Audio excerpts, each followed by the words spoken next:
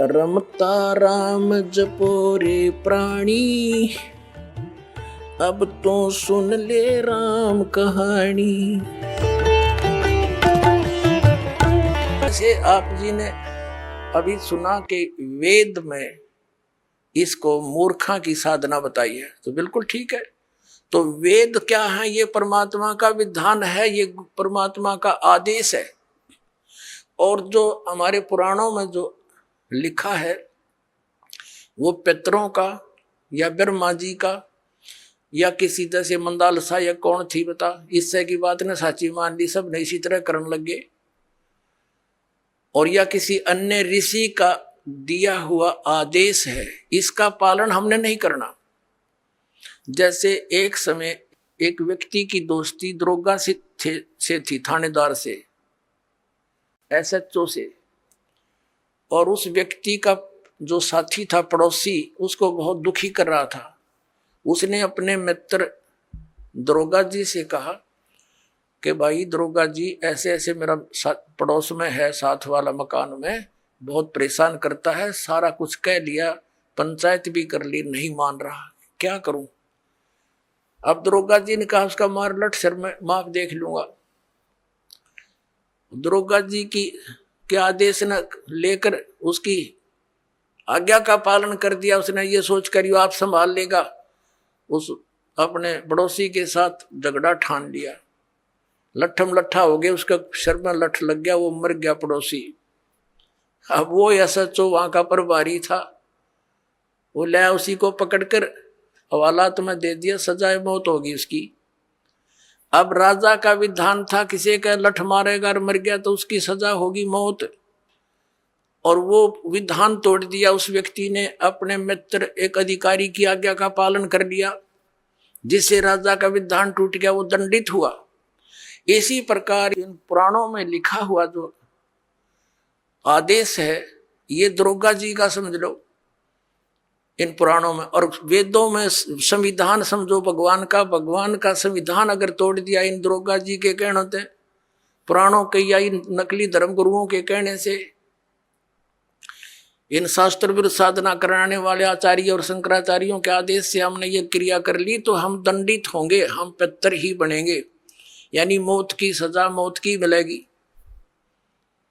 तो ऐसी गलती हम तो ना करें भाई, और करियो भी मत। एक जीवित उदाहरण दास आपको देता है। मेरे पूज्य गुरुदेव जी ब्राह्मण वर्ण में जन्मे थे। हरियाणा के अंदर जिला भिवानी चरखी दादरी के पास एक पैंतावास गांव है, बड़ा पैंतावास, वहां वो रहते थे, किसान का काम करते थे, वर्ण ब्राह्मण है। पुणात्माओं, ब्राह्मण कोई जाति विशेष नहीं। दास बहुत बार कहता है कि देखो ब्राह्मण बेदक जा, कि ब्राह्मणों के विषय में कह रहे हैं, नहीं। और वो खेतों में, मेरे जो गुरुदेव थे ब्राह्मण वर्ण में जन्म था उनका, खेतों में गौवें चरा रहे थे अपने खेतों में। उसके पास पहले जंगल बहुत होते थे, वन बहुत होते थे। एक दिन उनकी भेंट हमारे दादा गुरुजी से होगी, यानी एक संत से।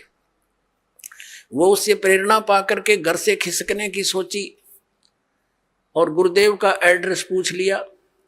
सब ज्ञान से परिचित होकर खेतों में शाम के समय गौएं चरा रहे थे, और भी कुछ साथी पाली गवाले थे। तो उनको ये कहकर के मैं फ्रेश होकर आता हूं, मैं देर हो जाए तो तुम पशुओं ले चलना, मैं आप आ जाऊंगा। वो जंगल में चले गए गहरे। पालियों ने वो अपने गौएं गांव में ले आए।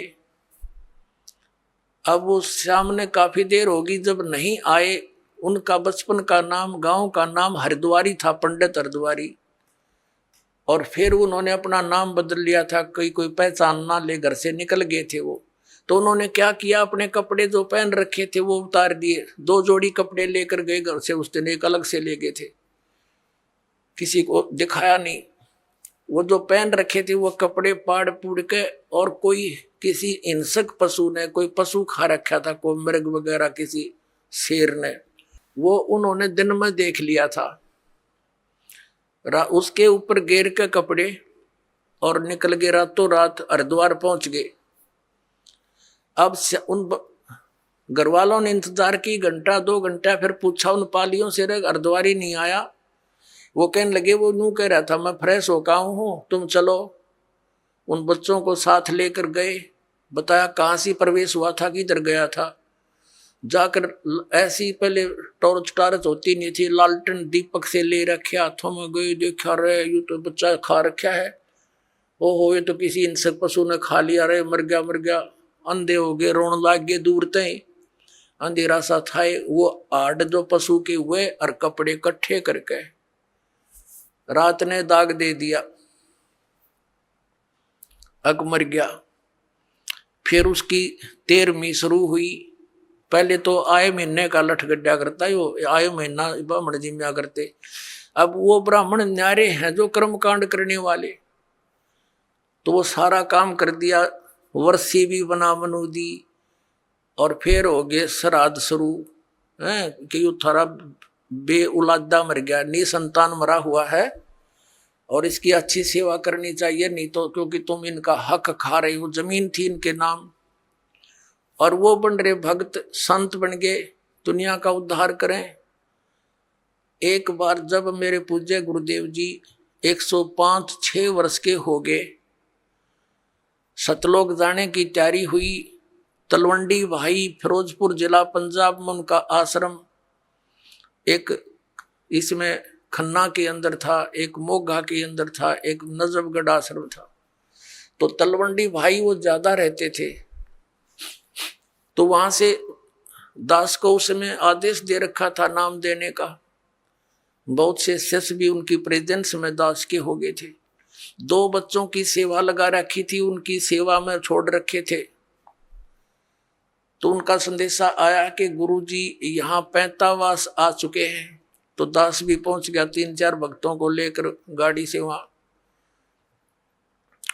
वहां देखा वो गुरुजी बैठे, प्रणाम हुआ।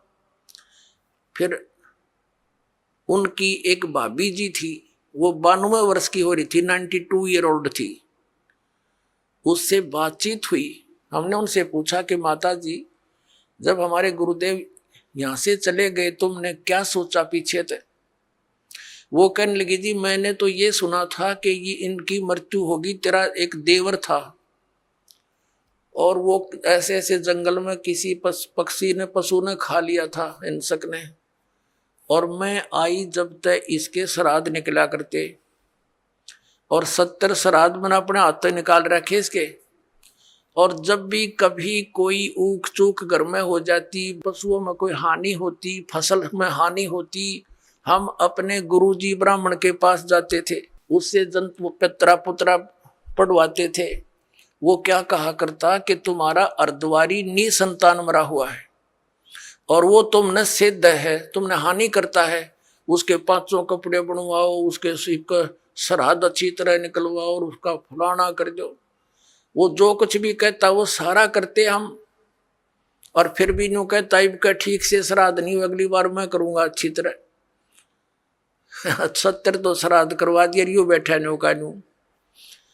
अब मैं कहने लगा माता जी देखो गीता जी में मना कर रखा है 9 अध्याय के 25वें श्लोक में कि भूत पूजनीय भूत बनेंगे, पितर पूजनीय पितर बनेंगे, ये पूजा नहीं करनी चाहिए।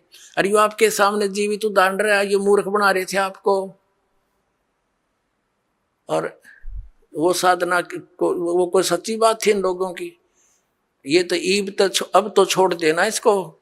ने बोली ना भाई, या तो पुरानी लाग है, नो के छूटे है, बाढ़ में पड़ो फिर भी ना छूटे, हद कर दी भाई। आंखों देख रही है, आपसे कह रही है कि मैंने इसके 70 श्राद्ध निकाल लिए, पिंड भी भरवा लिए, न बोलो पितर बन गया। हमारे पितर नहीं हो सबका, ये तो उद्धार करने वाले महापुरुष बन गए, लाखों लोगों का उद्धार कर दिया। इस नृत्यों इनके श्राद्ध निकालो, इन मूर्खों को पालन लग रही।